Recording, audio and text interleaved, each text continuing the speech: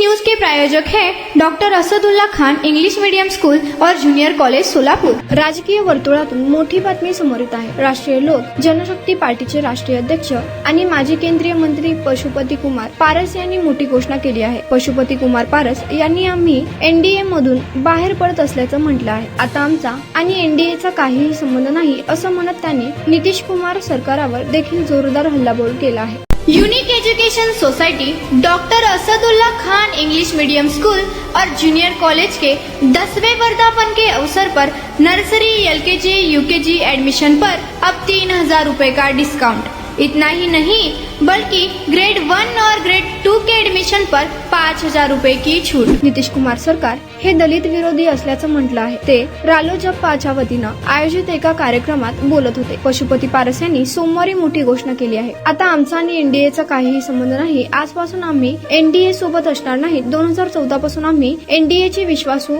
मित्र पक्ष होतो, पण आता आम्हाला ही गोष्ट देखील लक्षात घ्यावी लागेल की जेव्हा लोकसभा निवडणूक होते तेव्हा आमचा दलित पक्ष असल्यानं आमच्यावर प्रत्येक वेळी अन्याय होतो। इस न्यूज के प्रायोजक हैं doctor Asadullah Khan English medium school और जूनियर कॉलेज सोलापुर।